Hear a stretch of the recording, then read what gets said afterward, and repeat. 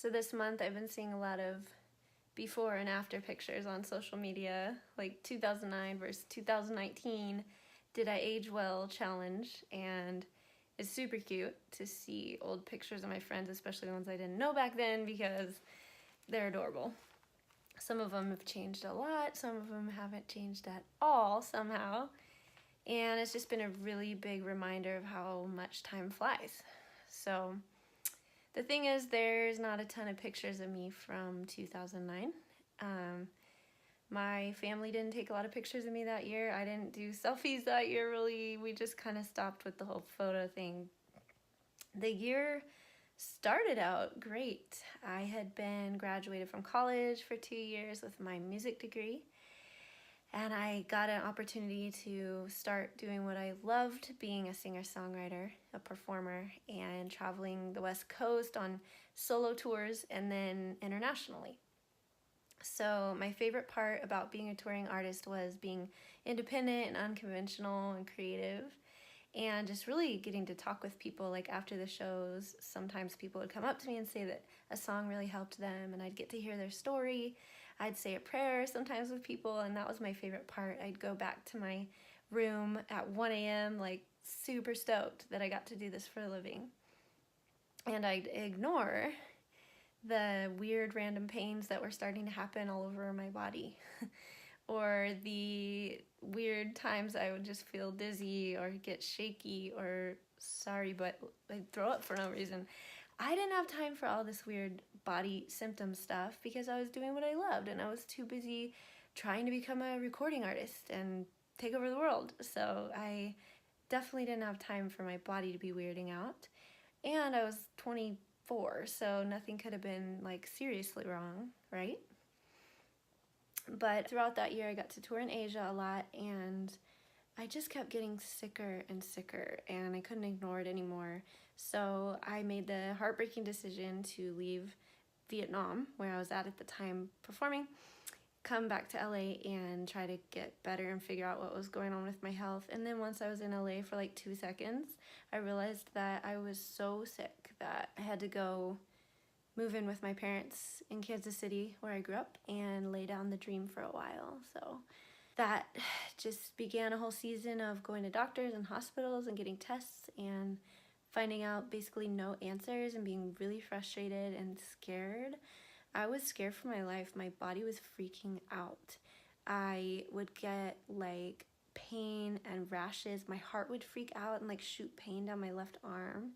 I had this rash that was like going from my knuckles to my rib cage on both sides, like spreading, and no matter what I did, I got allergic to everything, and then my digestion pretty much shut down. I was living on peeled, de-seeded, cooked zucchini and homemade chicken broth. And I was getting really skinny and pale, and basically I was just a hot mess. I stopped being able to really sing. I just laid there and tried to get, go get in the car and go to more practitioners and allergy specialists and people who could hopefully help me. And I got a lot of unpleasant procedures and tests done, but basically I just stopped functioning.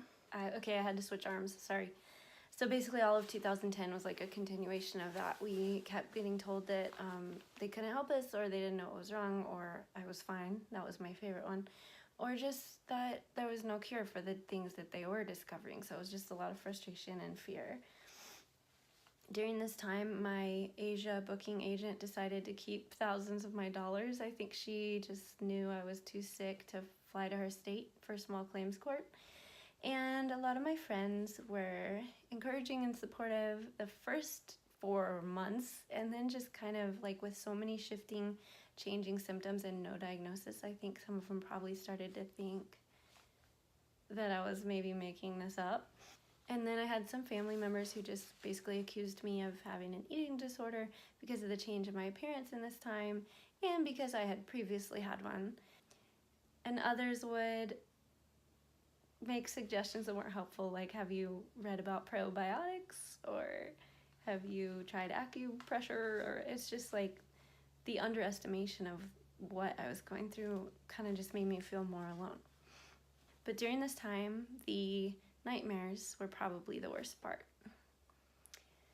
I'm a Christian. I believe we have a God and we have an enemy, and I think the enemy was trying to kick me while I was down by tormenting me at night. And many, many times I would find myself struggling against something that was not flesh and blood, and waking up at like 3 a.m. alone in my bed, just like trying to speak, trying to say the name of Jesus out loud, and begin to pray and praise. And I probably would have looked a little interesting to like the outside observer, you know, sitting up in my bed in the middle of the night and saying out loud, "You can't have my life." But I think we are in an unseen war, and sometimes we have to do what we have to do. So I did what I could do during this time. I learned to worship because I couldn't really work. So I prayed and read the Bible and tried to get close to God. And while he wasn't answering my why and how long questions, he was teaching me and tuning my heart to hear him. And I learned to separate my who from my do, because I couldn't do anything. So it taught me that even though I couldn't do anything, I have intrinsic worth and value, that I'm a child of God, and that I don't have to earn that status. You don't have to perform for his love. And no matter what happened with this illness, whether I got better or not, I was always going to be his daughter and cherished by him and valuable to him, no matter what the future circumstances were going to be. I learned to surrender everything to him.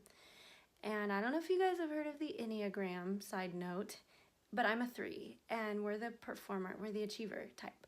So I was a workaholic, and I found my worth and value in what I did. And I had a job that I thought was cool. So it's like I was constantly trying to like work to make sure that I got love. That's the thing with Enneagram 3s. So this was a really important lesson for me to learn, that come hell or high water, nothing could take away my true identity, because I'm created by God, and all of us are created by God.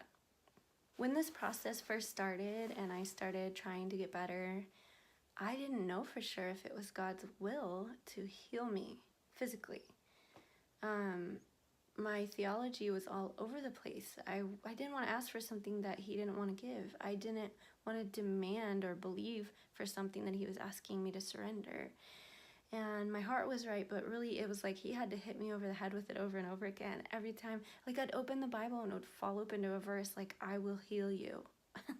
And not only me, but my mom. And we kept feeling like he is telling us I will get better.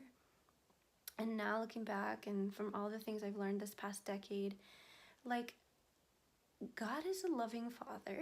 He wants to heal you. He loves to heal his children. And I don't know all the ins and outs of why some people don't experience that healing this side of heaven. But I think that it breaks his heart. And I think that we are sometimes attributing things to him that he did not cause, and that he would love to remove, and that he can't wait to remove. You know, that's where his heart is on this. So if you have a chronic illness and you've been wondering if God even wants to heal you, like, just know I've been there. And sometimes it feels selfish to ask for something that not everybody always gets, but it's not selfish if he commands us to believe for it. And I think if you read and you study on this topic in the Word, you realize that God speaks often about healing us holistically, and that actually we are supposed to ask him for that good gift. So I began to realize that when I was studying music in college, I had asked God to use my music to help others, to bring hope and healing to people that needed it the most. And now I was finding myself in this season where I desperately needed to hold on to hope, and I needed to believe for healing when it didn't seem like it was happening. So by the time I did get better, this is mid-2010, I started thinking I might be able to move back to LA, still with huge modifications to my life and up and down days. I realized that I'd learned something about this hope and healing that I wanted to write songs about. And when I started to try to write again with people and sing a little bit with my gurgly, barely back voice, it's like I had this new authority to speak on this topic, because I'd been through the valley of the shadow of death, and I'd learned that God used it for a training ground to prepare me for the next part of my life, for the next season of my ministry, for the next level.